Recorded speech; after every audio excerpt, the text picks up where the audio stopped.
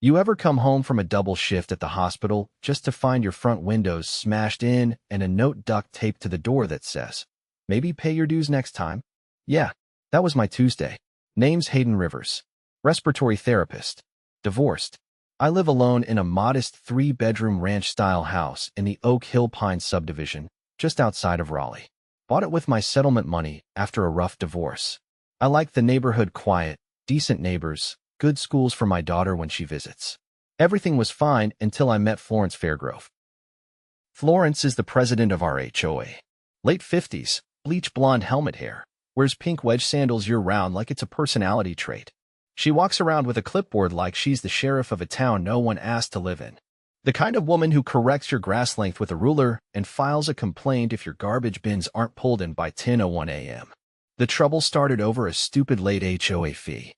I'd missed a payment one, mind you, back in February.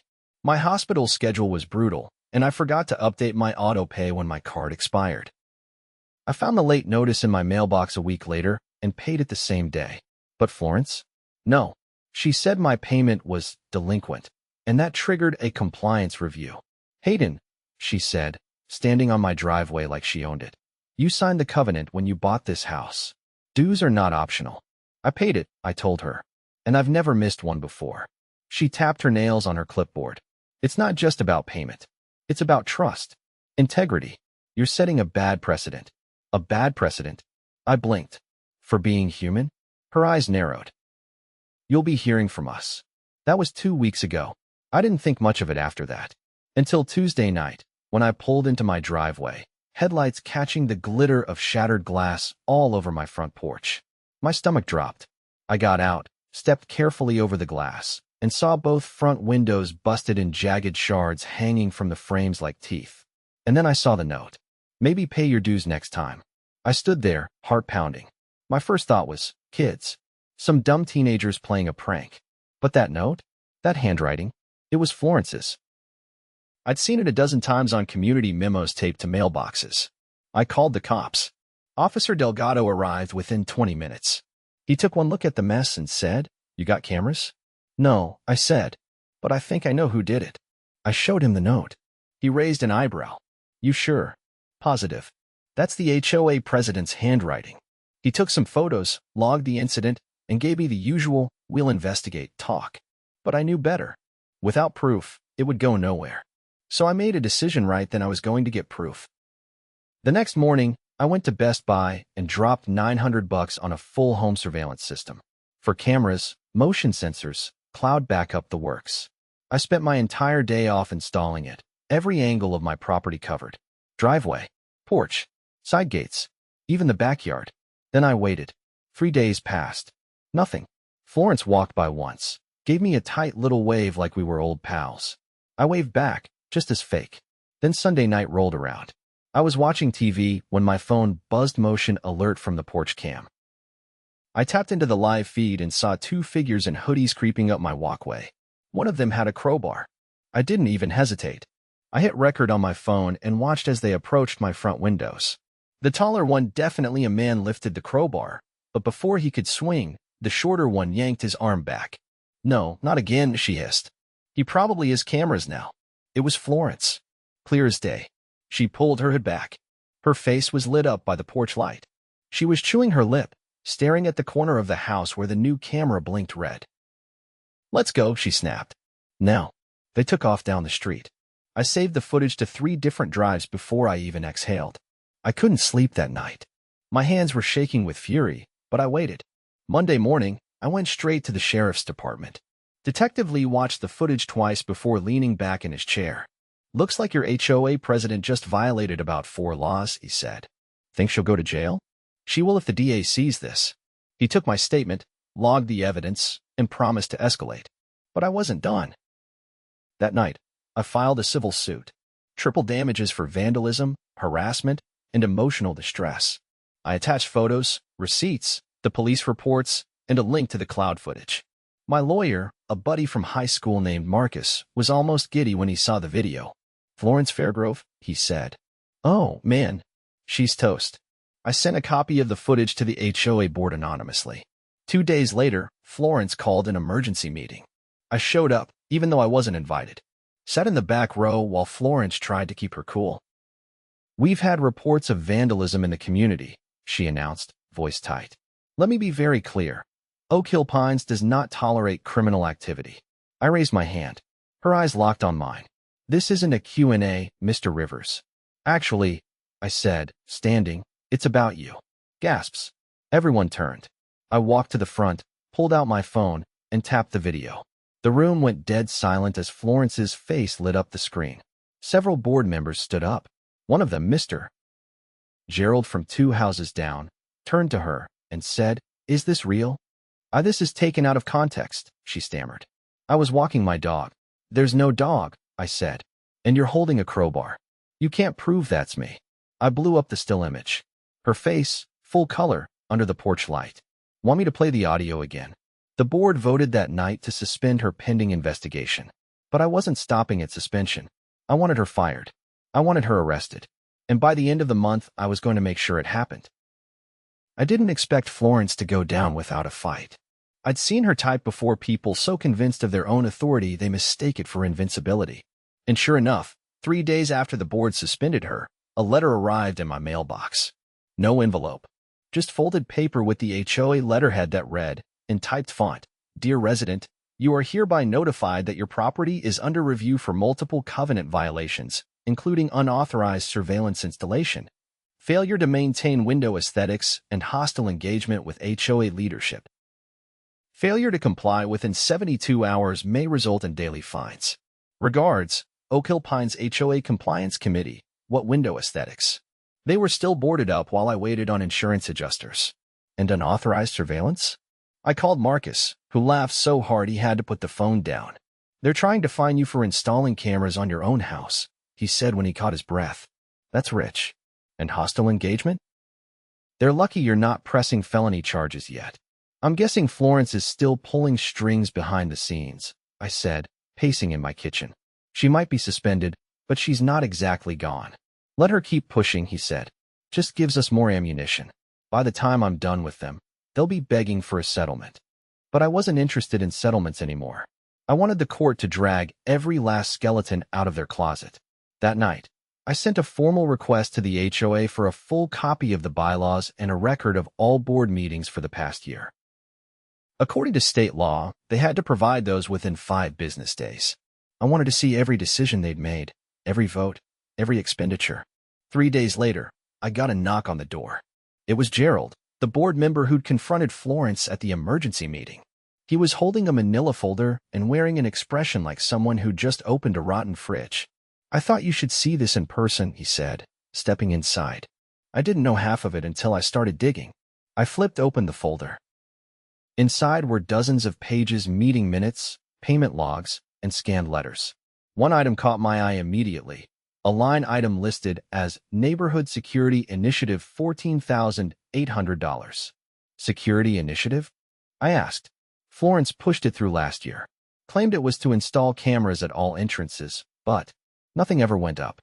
No one voted on it. She just marked it as approved by executive discretion. "Where's the money now?" He looked uncomfortable. "Transferred to a private vendor account. No vendor name. Just initials, FF Holdings." "Are you kidding me?" He shook his head. "There's more. She's been issuing fines without board approval. At least 16 different residents got slapped with violation letters for made-up infractions. And the rest of the board just let it happen? She's intimidating. She talks over people, steamrolls agendas. 3 members have resigned in the past 6 months." I flipped through more pages. One letter stood out, a complaint from a resident named Selena Ortiz. Her letter detailed how Florence had fined her for unauthorized seasonal decor and threatened to put a lien on her house if she didn't remove a small pride flag from her porch. She threatened a lien over a flag? Gerald nodded. Selena moved out 2 months later. Said she couldn't handle the harassment. My blood ran cold. It wasn't just me. Florence had been terrorizing the whole neighborhood. "I want every document you've got," I said. "And I want sworn statements. If you and anyone else are willing to testify, we can make this stick." "I'll testify," he said without hesitation.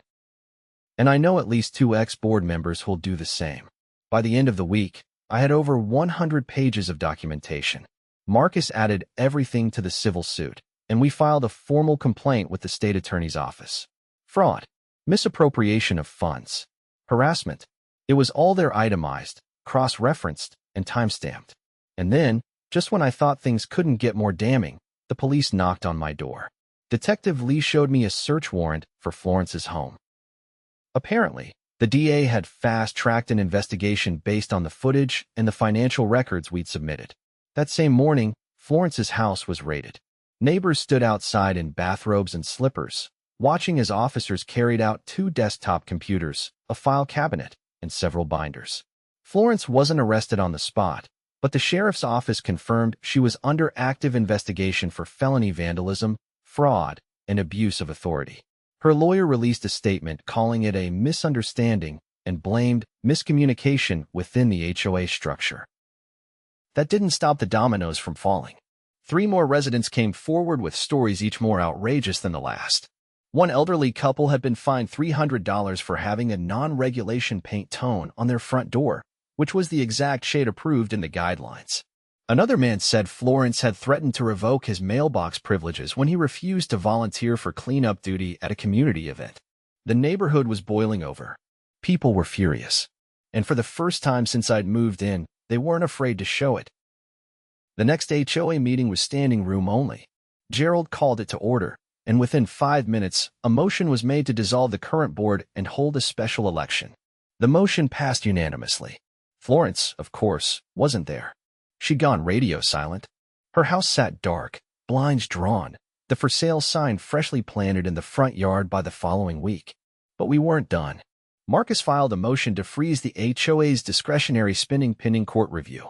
The judge granted it. That meant no more arbitrary fines, no more secret expenses, and no more power plays. The court date for the civil suit was set for 6 weeks out. In the meantime, I got replacement windows, new paint, and a front porch camera with facial recognition. Insurance covered most of the repairs, and the rest? Well, I had plans to recoup that several times over. One evening, as I was patching the last bit of drywall near the front door, Gerald dropped by again. "You know," he said, watching me work, "I think this whole mess might actually save the neighborhood." "How do you figure?" "People are talking to each other again. Helping out. We've got volunteers for the new board election from every street. Folks who never even came to meetings before. Guess Florence finally brought us together, just not the way she thought." He laughed. "You should run, you know." I shook my head. "I think I'll stick to medicine. But I'll be watching. And I'm never missing another board meeting again." He nodded, then handed me a flyer. "Town hall meetings next Thursday. DA's office will be there.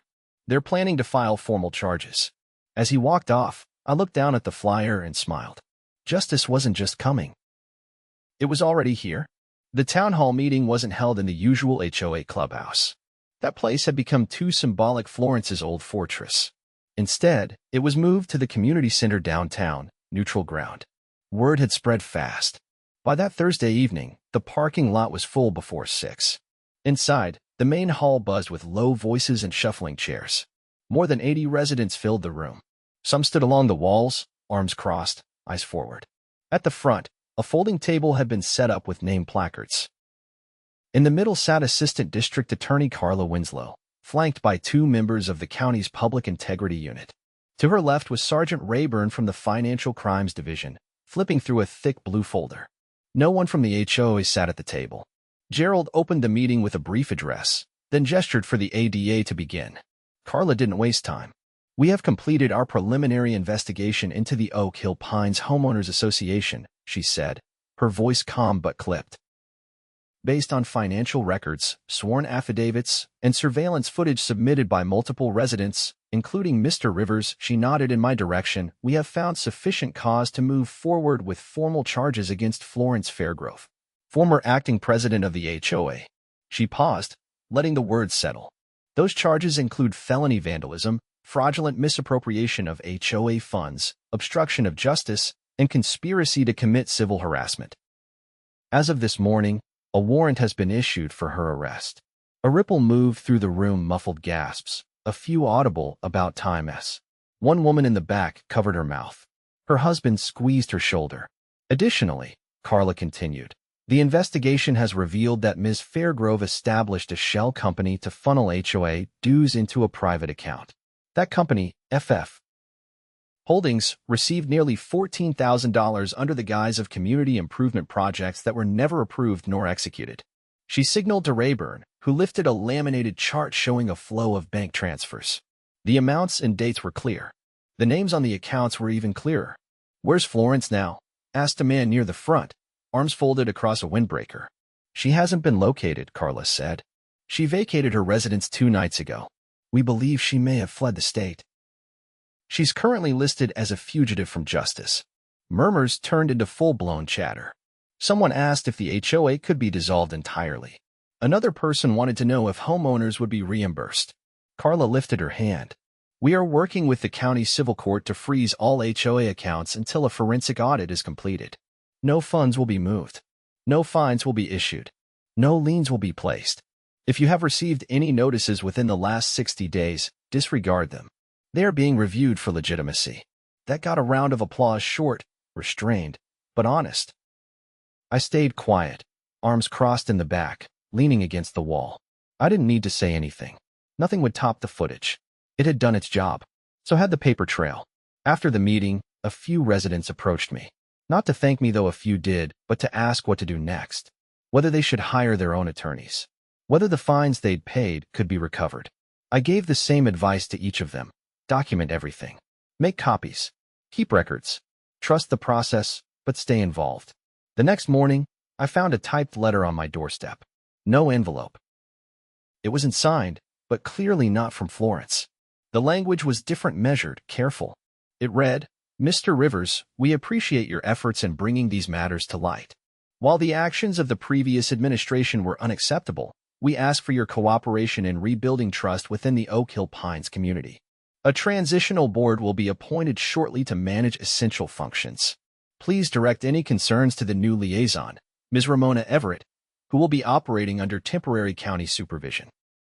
Sincerely, Interim Oversight Office." I didn't know who wrote it, but it was the first piece of paper from the HOA that didn't feel like a threat. By the following week, Ramona Everett introduced herself with a clipboard and a modest smile. She was a retired city clerk, brought in by the county to facilitate the new election process and oversee the audit. No pink sandals, no clipboard power trips. Just polite hellos and a handwritten notebook. She stood on my porch one afternoon, flipping through a list. "We're organizing an open forum for candidates next Saturday," she said. "Would you consider joining the oversight panel?" "I'm not a political guy," I said, eyeing the half-painted porch trim. "You don't need to be. We just need people who understand accountability."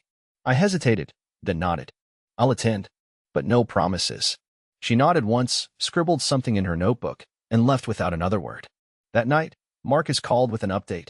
"The civil court finally granted the motion for triple damages," he said.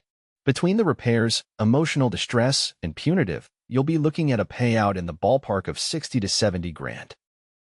Assuming we win, of course." "We will," I said. "Oh, we're not losing. The best part? The HOA's insurance is on the hook for most of it. But if they refuse, it's Florence's personal liability. Let's hope she's not living it up in Mexico. If she is, she'll be extradited. She used U.S. mail to deliver those threats. That's federal wire fraud. They don't play around." The following Saturday, I sat in the back row again, this time in the clubhouse, not Florence's clubhouse anymore. The room had been rearranged. No podium, just a long table and folding chairs. 6 residents stepped up to speak. Some were nervous. Others were confident. All of them shared one thing in common. They wanted transparency. When it was over, Ramona handed out anonymous ballots. I filled mine out and dropped it in the locked box. A retired high school teacher named Helen Cho was elected president. She lived in the neighborhood for 20 years, kept her yard immaculate, and spoke in simple, practical terms. "I don't want power," she had said during her speech. "I want peace. I want to walk down the street and wave at my neighbors without wondering who's getting fined next." It was exactly what people wanted to hear. Over the next month, change came quickly. The new board eliminated arbitrary fines, reinstated front yard decor freedom within reason, and posted all decisions and meeting notes online. They even held a community barbecue in the park. No fees, no RSVP, just bring your own chair and a side dish. I showed up with a crock pot of pulled pork and a folding table. People I barely knew came over to talk. Some thanked me. Others asked about the lawsuit. A teenager offered to help me repaint my porch. Said he was starting a summer labor crew, no HOA approval required. By the time the civil hearing arrived, Florence still hadn't been found. Her house sat empty, bank-owned now. A notice of legal seizure sign hung crooked on her front window. The DA's office confirmed that she had been spotted in Savannah using an old debit card, but disappeared again before a warrant could be served. Marcus stood beside me in court, tie slightly crooked, confidence rock solid. The judge listened to the evidence without interruption. The footage, the financials, the letters, the statements from former board members. He didn't even look at Florence's lawyer when they tried to argue that the damages were exaggerated. In the end, we were awarded everything: repairs, legal fees, emotional distress. The HOA insurance company agreed to cover the full judgment as part of a settlement, and 2 other residents filed suits of their own the following week. Back home, I deposited the check and used the money to pay off the medical bills that had been hanging over me since last year. I bought a new security system, donated to the local fire station, and set up a small scholarship fund at the hospital for young respiratory students. I didn't buy anything flashy. I didn't move. I just mowed my lawn, waved at my neighbors, and kept the porch lights on. Justice had been served, but more than that, trust had been rebuilt not by force, not by intimidation, but by truth. Florence may have vanished, but her legacy was erased, one meeting at a time. And for the first time since I moved into Oak Hill Pines, I felt like I truly lived there. 3 months passed.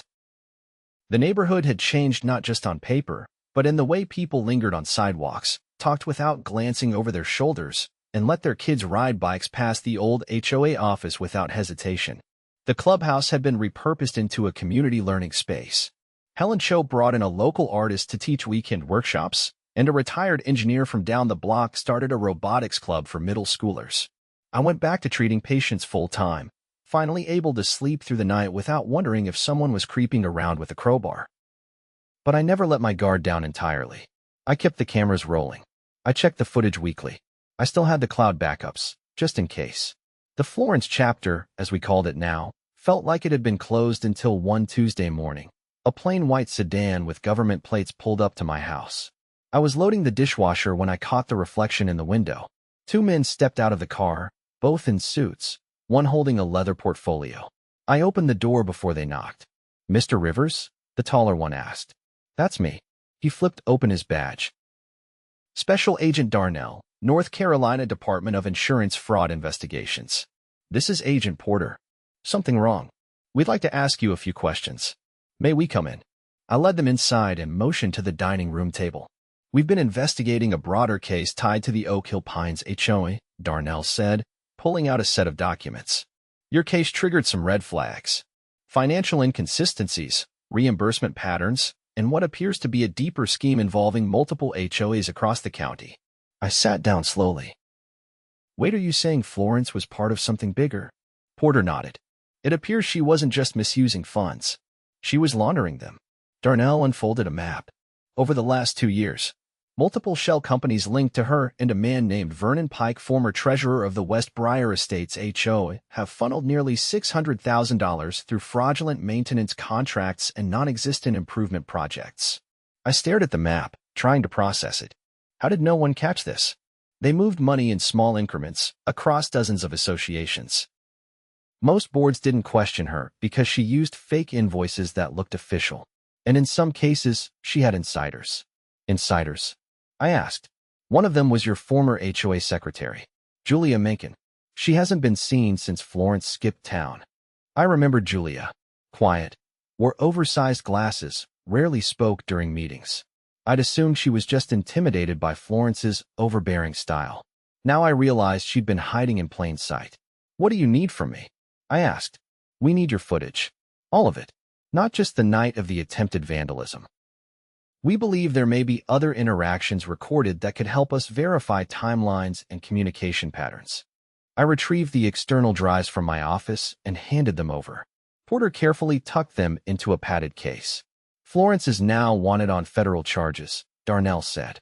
"And if we confirm Julia's involvement, She'll be facing conspiracy and wire fraud indictments. I didn't say anything. It was too much to take in at once. We'll keep you updated, Darnell added, standing. Thank you for cooperating. After they left, I sat at the table for a long time, staring at the empty coffee mug in front of me. The fallout wasn't over, not by a long shot. 2 weeks later, the news broke. Florence had been arrested in a motel outside Nashville, living under the name Veronica Fields. A clerk recognized her from the footage released by the DA's office and tipped off authorities. Julia was picked up the same day in Asheville, trying to withdraw $20,000 in cashier's checks under an alias. The story made local headlines. HOA queenpin behind multi-county fraud ring, one article read. It wasn't hyperbole. The investigation uncovered a network of fake vendors, falsified work orders, and manipulated election results within at least 11 HOA boards. Helen called me the night the report aired. Did you see this? She asked, her voice low and tight. Yeah, I'm still trying to wrap my head around it. I feel like we were all in a play, and the villain just got dragged off stage in handcuffs. She didn't just stage a coup, I said. She turned the whole system into an ATM. The next morning, Gerald rang my doorbell with a document in hand. The county's asking for statements, he said. They want every board member and resident who dealt with Florence to submit first-hand accounts. You mind doing one? I'll write it tonight. He lingered on the porch. You ever think about what would have happened if you hadn't installed those cameras? Every day. Because that was the truth. If I hadn't caught her face in the porch light, if I hadn't been stubborn enough to fight back, she would have kept siphoning money, manipulating neighbors, and walking around like she owned the place because, in a way, she did. I submitted my statement later that week. Marcus helped me word it carefully. No dramatics. Just facts. Names, dates, details. Everything backed up by evidence. The federal trial started in early November. I wasn't called to testify. At first, the prosecution's case was airtight. But then Florence's attorney tried to argue that the surveillance footage had been altered. That's when I was summoned. I took the stand in a packed courtroom. Florence sat at the defense table in a gray suit, her hair flat and uncolored, her eyes dull. She didn't look at me once. The prosecutor asked me to confirm the footage's origin. I explained the installation date, the cloud backups, the metadata.